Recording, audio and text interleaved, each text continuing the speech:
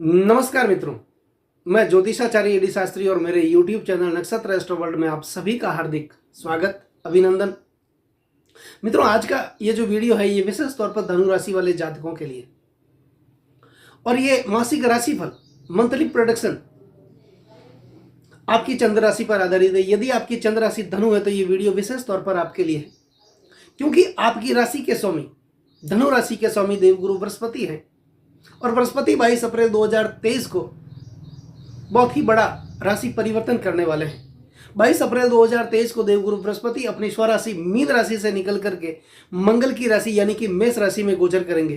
तो ऐसे में धनु राशि वाले जातकों के जीवन में बृहस्पति का ये गोचर क्या क्या परिणाम लेकर के आने वाला है। मित्रों, गुरु का महत्व हमारे जीवन में बहुत बड़ा होता है।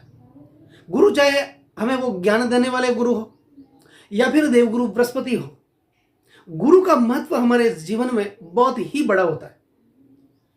इसलिए शास्त्रों में अक्सर ये कहा जाता है कि गुरुर ब्रह्म गुरुर विष्णु गुरुर देव महेश्वर गुरुर साक्षात परम ब्रह्म तस्मै श्री गुरुवे नमः। ओम अखंड मंडलाकारम व्याप्तम येन चराचरम तत्पदम दर्शित येन तस्मै श्री गुरुवे नमः।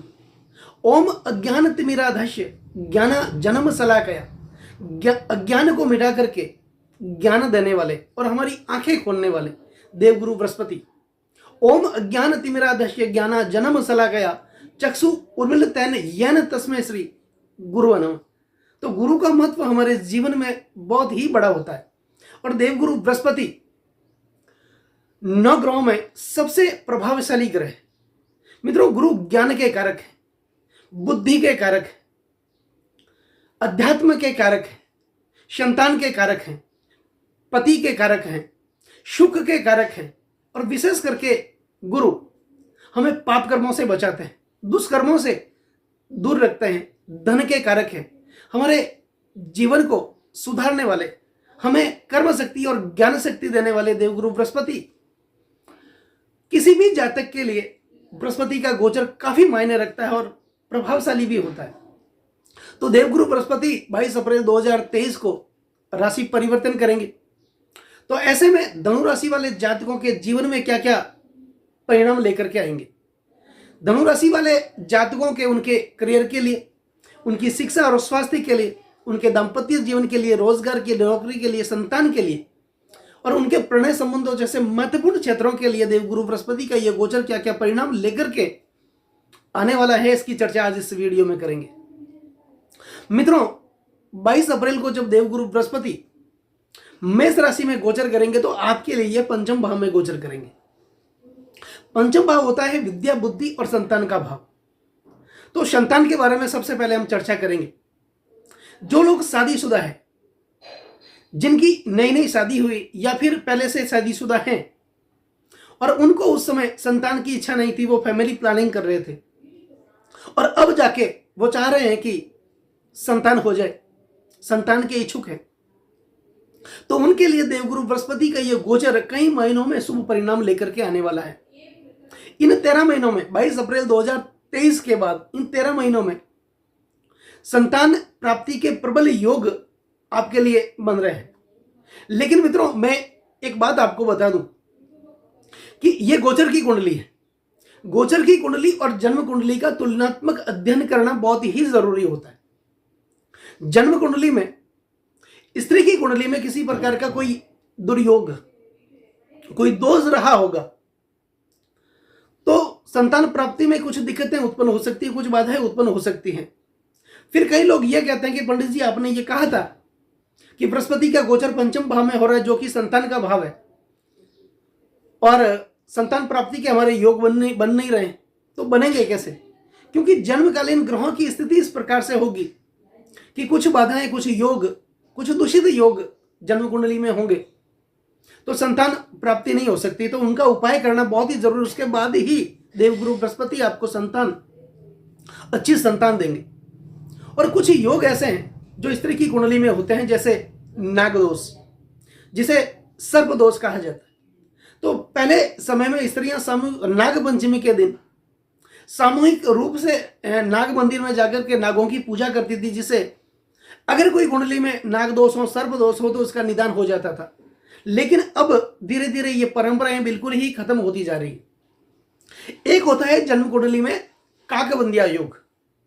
काकबंदिया योग जिस स्त्री की कुंडली में बनता है, या तो उनके संतान होती नहीं है, या संतान अगर होती भी है तो वो जीवित नहीं रहती।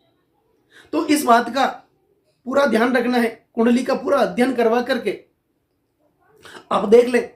और ये योग होता कैसे, जैसे पुत्र स्थाने गते राहु कुजैन निरक्षते।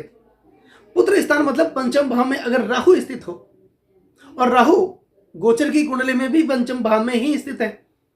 पुत्र स्थाने गते राहु कुजैन च निरक्षते, कुजे क्षेत्रे गतो वापी सर्प सापात सुस्य। राहु अगर पंचम भाव में स्थित हो, कुज मतलब होता है मित्रों मंगल, मंगल की दृष्टि राहु पर हो, या फिर पंचम भाव के स्वामी मंगल हो, तो सर्प दोष के कारण, नाग दोष के कारण संतान प्राप्ति में बाधा उत्पन्न होती है।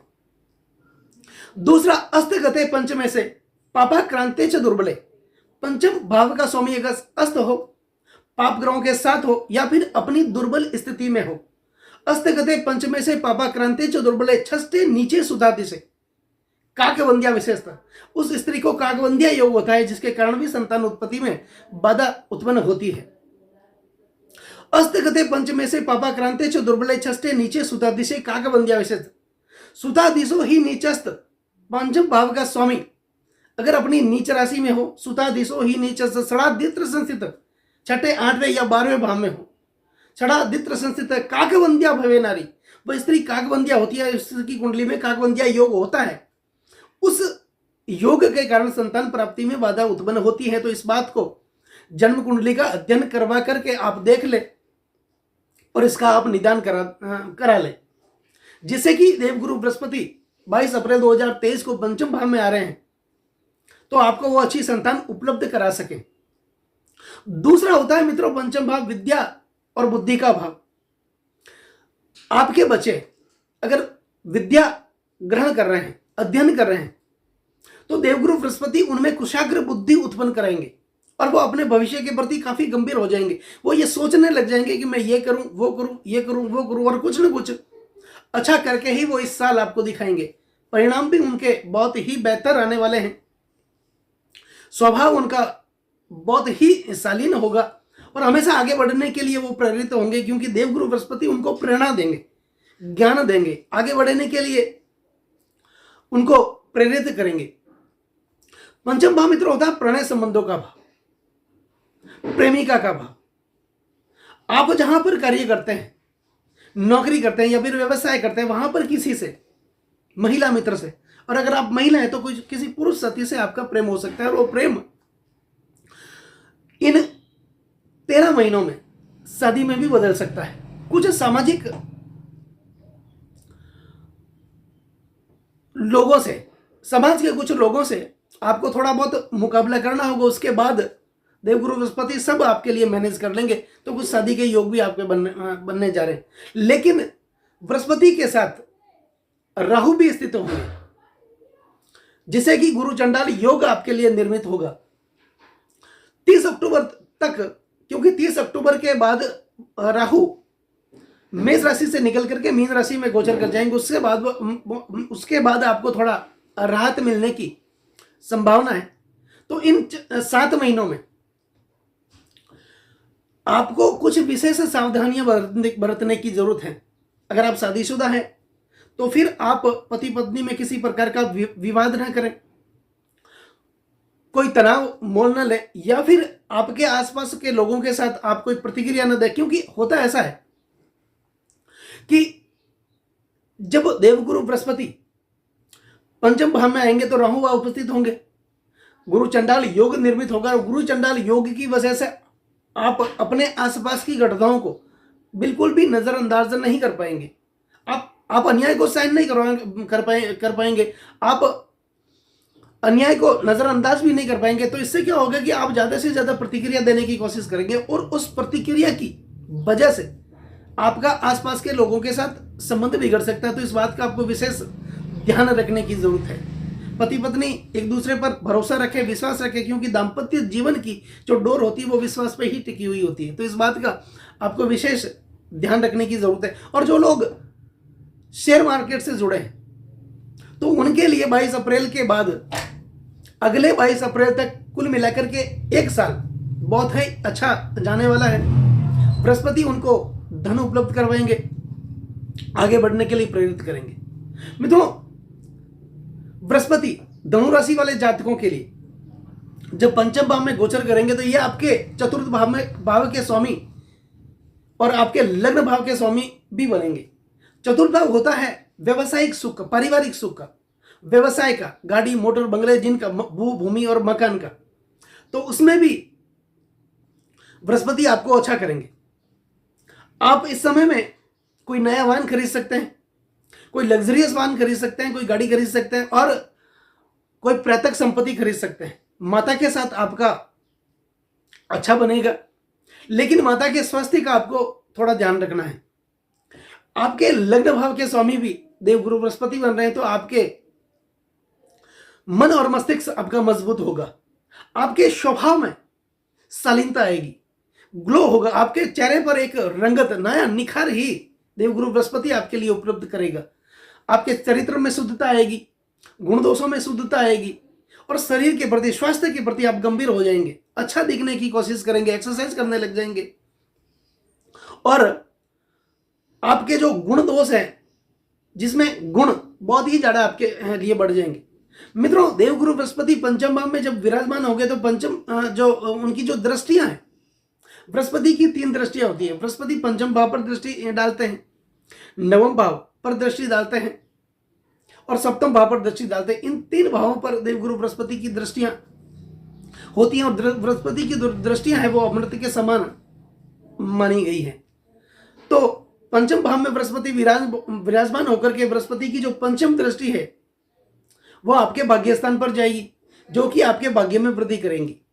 आपके रुके हुए काम पूरे होंगे, जो सपने, जो इच्छाएं आपकी दबी हुई थी वो इच्छाएं आपकी दूर होगी और आपके भाग्य में तो वृद्धि होगी, लेकिन आप आगे बढ़ने के लिए भी बहुत ज्यादा कोशिश करेंगे। और जिस समय भाग्य साथ देना लग जाता है उस समय कोई भी शुभ कार्य, यानी कि आपके घर में कोई मांगलिक कार्य, कोई सामाजिक कार्य हो सकता है जिसकी वजह से आपको पद और प्रतिष्ठा की प्राप्ति होगी और समाज के कुछ गिने चुने लोगों में आपका नाम होगा। बृहस्पति की जो सप्तम दृष्टि है मित्रों वो आपके लाभ भाव पर होगी, यानी कि आपके एकादश भाव पर होगी। तो आपकी आय में वृद्धि होगी, आपकी इनकम में वृद्धि होगी और आपको लाभ की प्राप्ति होगी। व्यवसाय में कोई नया व्यवसाय आप कर सकते हैं, दूसरा कोई व्यवसाय लगाना चाहते हैं तो वो भी आप लगा सकते हैं। नौकरी में प्रमोशन के योग तो आपके बन ही रहे हैं, पदोन्नति के योग भी इस समय में आपको बनेंगे। और बृहस्पति की जो नवम दृष्टि आपके लग्न भाव पर होगी और इस भाव के स्वामी भी देवगुरु बृहस्पति है। तो कुल मिलाकर के मित्रों 22 अप्रैल के बाद धनु राशि वाले जातकों के लिए चांदी ही चांदी है, बहुत ही शुभ समय उनके लिए पसार होगा। 13 महीनों का समय है, लेकिन जन्म कुंडली का, संतान के लिए जन्म कुंडली का और गोचर की कुंडली का तुलनात्मक आप अध्ययन करवा लें किसी बड़े ज्योतिषी से, अच्छे ज्योतिषी से, और उसके बाद ही निदान करने के बाद ही संतान के कुछ प्रबल योग आपके लिए इन 13 महीनों में बनेंगे। तो मित्रों, अगर ये वीडियो आपको पसंद आए तो इस वीडियो को आप ज़्यादा से ज़्यादा शेयर करें और चैनल को सब्सक्राइब करें, बेल आइकन बटन पर क्लिक जरूर करें ताकि मेरे आने वाले नई नई वीडियो के नोटिफिकेशन आप लोगों तक पहुंच सके। नमस्कार मित्रों।